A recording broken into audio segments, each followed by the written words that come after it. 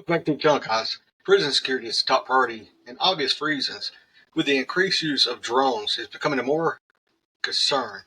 The last thing you want is a drone flying over a prison yard causing chaos and potential, even aiding in a breakout. Ready.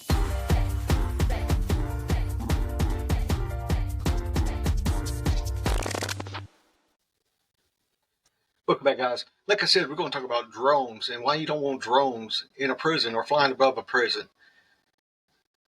Most cases, an officer's job is to keep contraband from coming to the institutions. One of the major ways contraband comes through the institutions is from drones.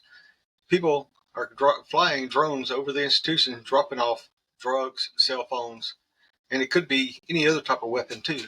For safety concerns, there are new technologies out there for us to use to help us detect these things.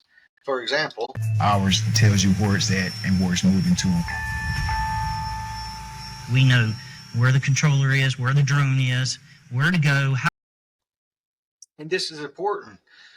Why is it important? You want to know where that drone's at. You want to detect who is flying that drone, what type of drone is it, how big is it, how far away are they flying these drones. These drones are dangerous to the security, the population of the inmates, and the community in these areas. This technology is a big deal. There's different types of drones out there, drone detection systems they are using to locate these drones. Some drone detection systems even deactivates the drone from the sky to bring them down. Here's another example of the drone detection systems. Stuff that's flying after dark is particularly concerning to us because hobbyists aren't allowed to operate drones after dark. You don't even have to be staring at the screen to get the alert. It'll send a text message, it'll send an email, it'll let you know that there's something flying around. So we can receive the alert literally almost anywhere and initiate that scan procedure to check the airspace. Before, all we had were people saying, I think I saw a drone this one time.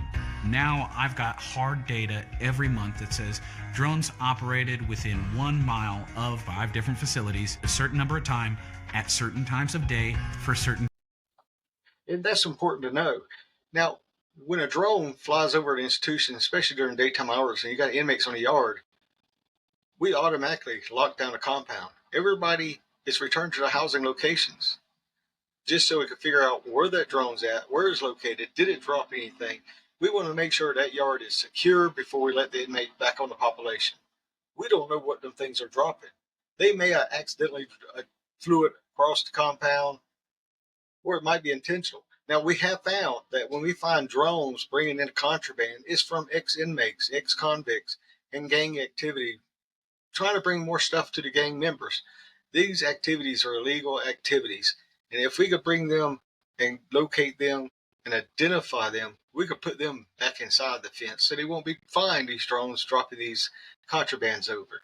Now, what I like to see is this next technology of drone detection.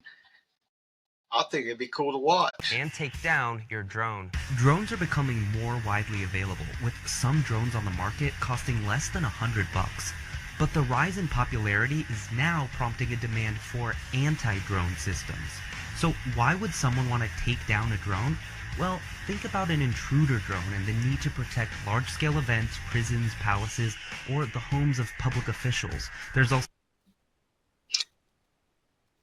Now, with that being said, shoots down the drones. That'd be cool to watch.